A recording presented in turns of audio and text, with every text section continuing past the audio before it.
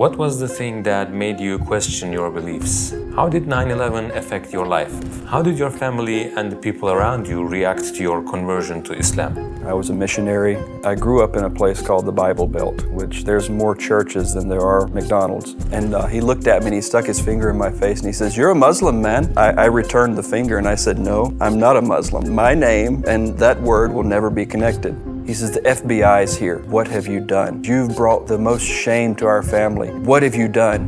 And the guy puts a Kalashnikov. The two people that were with me, they just hit the ground. I looked and I said, "La ilaha illallah Muhammad Rasulullah." Assalamu alaikum wa rahmatullahi wa barakatuh. I'm Harun, the American Muslim revert. I'm 43 years old. I live in South Mississippi. I have a farm. I'm a farmer. I've been a Muslim since 1998, 99, somewhere right around there. I lived in Saudi Arabia, moved there when I was 20. I lived there for 10 years. After that, I moved back to the United States, where I live now. What was the thing that made you question your beliefs? So I was a Southern Baptist Christian. I grew up in a place called the Bible Belt, which there's more churches than there are McDonald's. I studied the Bible. I was a youth minister. I was a missionary. I served in a mission in Guatemala.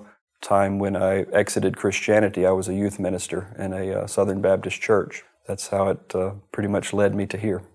How did you first hear about Islam? I was in high school and I learned about, they taught us all the different religions, Hinduism, Judaism, Christianity, and Islam. Of course, it was slanted. The people that were teaching it were all Southern Baptists like me, which they were not going to give the whole truth. But thank God that the test that we had, it gave the 5 pillars of Islam. It told us that Muhammad, peace be upon him, was the prophet. Of course, when it was taught to me, it was like, well, this is what they believe. And that was from when Abraham left Ishmael in the desert. Isaac was the one that was to carry the prophethood. That was the way it was explained. But they did give a good picture of Islam. There was nothing mentioned that would damage the religion. It was just saying, well, that's for them and this is for us.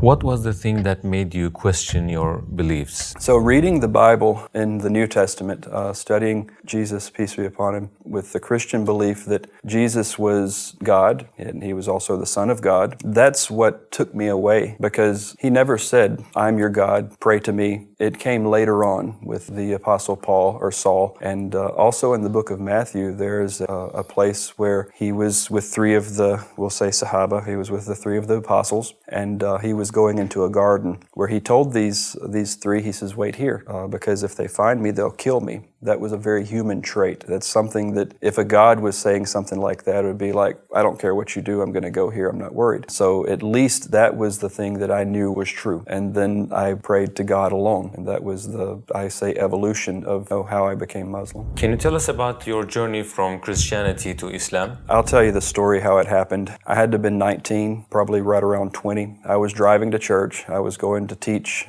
my youth ministry, which they were from 15 to 18. That was the age group that I was teaching. I was at war with myself. Like, I needed God. I needed him in my life. I needed the right path to God. I was sitting there. I had my Wrigley's spearmint chewing gum in my mouth. I was chewing and I'm driving my Ford F-150 down a highway in Mississippi, going to church. I said, "Okay, God, please show me the way. Show me this path that you want me to be in. Show me the truth. I need it now. Please, God, please give it to me." And it just in my mind, I said, "You know what? So I'm going to take this gum and I'm not going to look and I'm going to throw it." And I said, if it goes out that window, then I'm no longer going to believe in Jesus as God and I'm just going to pray to God. So I threw that piece of chewing gum and then I turned my head and I looked down. I pulled over on the side of the highway. I got out. I walked around the truck. I opened the door. I searched high. I searched low. The gum was gone. Got back in the truck and I passed right by the church. So after this event had taken place, I met someone that I knew when I was in college studying. He's from Saudi Arabia. His name's Ali Al-Ghamdi. He's from the very southern tip of Saudi Arabia, a place called Bisha. We had met up. He asked me, he says, "What's your religion?" And I told him, I said, "I'm without religion." He says, "What do you mean? What's this? There's no such thing as without religion. What do you believe?" I said, "Well, I pray to God." And he says, "Okay." He said, "So are you a Christian?" I said, "No, I'm not a Christian." He said, "Well, what do you think Jesus, peace be upon him, is?" I said, "He's a prophet. He's a man just like me and you." He says, "So he's not the Son of God?" And I said, no, he's a man, he's a prophet. He delivered a word and he delivered a message, and I believe what he said was true. And he said, okay. He says, well, what do you think about the Prophet Muhammad, peace be upon him? And I said, well, he says, do you think he's a prophet? I said, yeah, I do. I said, I think he's a prophet. He had a word also, but I don't believe that was for me. I believe that it was for a different group of people. And he looked at me and he stuck his finger in my face and he says, you're a Muslim, man. And then I returned the finger and I said, no. I said, I'm not a Muslim, and my name and that word will never be connected. So that day, there was something inside me. It was like a dot. There was some type of dot that had been put in my heart. So back in the day, I had my old Packard Bell. It was not many people know what a Packard Bell is today. They don't exist. And so I would go on there and I would ask Jeeves, which Jeeves was the Google of today back then. So I would go and ask Jeeves, just type in Islamic topics. One day I'd come home from work and I was, just following my normal routine, come home from work, take off my shoes and everything, get comfortable, and sat down at my computer. What is Islam?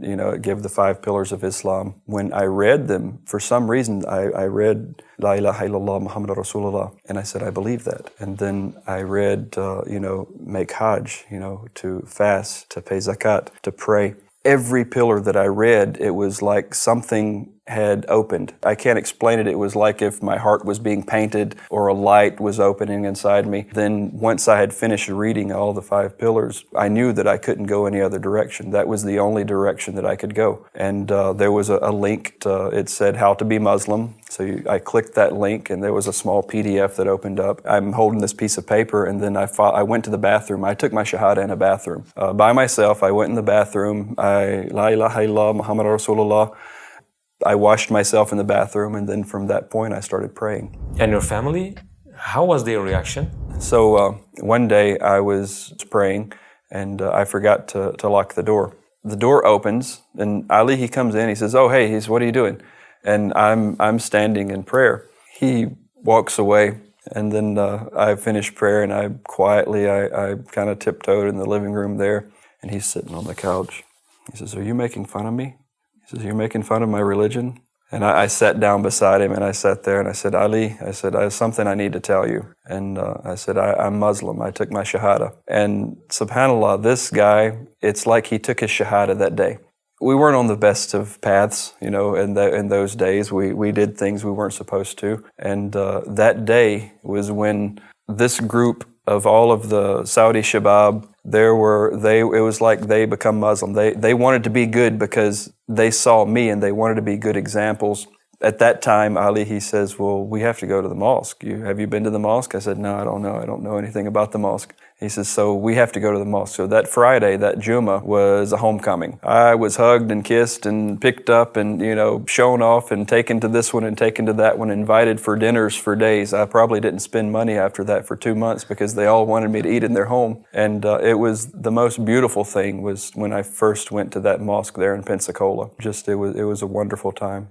So my grandfather had had a heart attack. He was in the hospital, and I had driven back from Pensacola, Florida, where I was living, to be there with him. In the hospitals, we have a waiting room, and there's a telephone there, and there's always someone sitting near that phone answering for all the families for people who are having surgeries. So I was sitting there, and my brothers in Islam knew that I was, my grandfather was ill, and there was a Saudi brother, his name was Muhammad al-Atabi, sitting there, and the phone rings, and my aunt, she's the loudest one in our family, her voice carries for miles. Phone rings, she grabs the phone. I didn't know the conversation. I'm just assuming what he told her was, "Is Harun there?" And then my aunt, Harun, is there a Harun here? Harun family? And I just I sink down in my chair. And then Muhammad, he tells, "Oh, wait, Carly, is Carly there?" And then my aunt's curious now. She's wondering. So I hear, "Huh? Carly? Islam? So Islam? Huh." She does that and she passes the phone to me and I'm, "Yes, hello. Alaikum salam. Yeah, okay, I gotta go. Bye." So at that point, my whole family found out all at once. They all knew. And the response was, "Huh." It was very simple. What was the major change for you after becoming a Muslim? So the Saleh al-Ghamdi, He told me, he says, okay, he says, you're Muslim now. He says, I have a company. You're going to do good in Saudi Arabia. Come to Saudi and let's work. I moved there to Saudi Arabia. Immediately when I got there, Salah had taken me to a place it's called Jubail, Saudi Arabia. It's Marcus de Jaliat Dawah Center. They educated me, and I learned from some of the best people there. I just sat back and watched and just telling my story. We would be in front of a group of 2,000 people just talking. We'd be telling them how we embraced Islam. They just loved to sit and to listen to what we had to say. That was how I got to Saudi. Can you tell us about an unforgettable event that happened in the Dawah Center? It was a prayer time, and I was coming there to the Dawah Center. So you have, in front of the masjid, there's a bathroom, and then right after there's a big open area, and then you can go inside the masjid, and then you have upstairs the Dawah Center and all. So I came walking up, and there were 3 people standing there, 3 from India. I could tell they were Hindu from the gold rings that they were wearing, the gold necklaces. So I walked up, and I said, do you need some help? They pointed, they said, this place is for Muslims only. And I told him, no. I said, it's for anyone. Anyone can come inside. It's a Dawah center. That's basically propagating the religion of Islam. And he says, no, it says Muslims only. And then I looked, and up on where the bathroom, it says Muslims only. And I said, that's for the bathroom, and I don't even know why that's there. That shouldn't be there. I said, you can come inside and see the place. He says, no, this is for Muslims only. We're not going in. So there was a bucket of water that was connected to the air conditioner catching the condensation to water the flowers. So I took that bucket of water and I dumped it in the flowers. I turned it upside down and I stood on top of it, and I pulled that sign, Muslims only, off of it, and then I set the sign in that bucket and set it back where it was. And they thought like we're going to jail. We're all going to jail. We're done. And I was like, no, wait, don't run. Come back. Come, please. There was one Saudi guy there. He's like, what did you do? What happened? I said, just stay away. Just wait. I'll talk to you later. I brought these 3 guys in the mosque, and they were terrified. You could just see the whites of their eyes. They were so scared to be inside there. And I said, okay, look, we're fixing to pray. I said, y'all sit back here, watch what we do. Then I'm going to be back. I'll talk to you.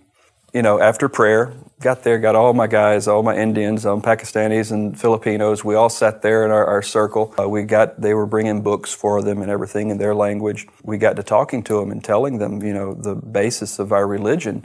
2 of those brothers, they both embraced Islam on the spot. They prayed the next prayer. We went to eat. We ate together. But the third one, he was hesitant, and I felt from him he was there. He knew what we were saying was true, but I felt there was something else holding him back. So about 2 days passed, and I went to his labor camp. And this labor camp is just a bunch of men living in a place, shared accommodations, shared bathrooms, not the best of living conditions. And I went there to him. He was in one room with probably about 5 or 6 other people. They were all Hindu. They were all looking at me, and I'm, talking about Islam and everything. And then they're all looking at him, and they're saying like, what are you doing? So at that point, I knew what was going on with him, is that he was afraid what they were going to say or what they were going to do. So we left that night, took him out to eat and everything, and then he took his shahada that night. But he said, I can't tell anyone.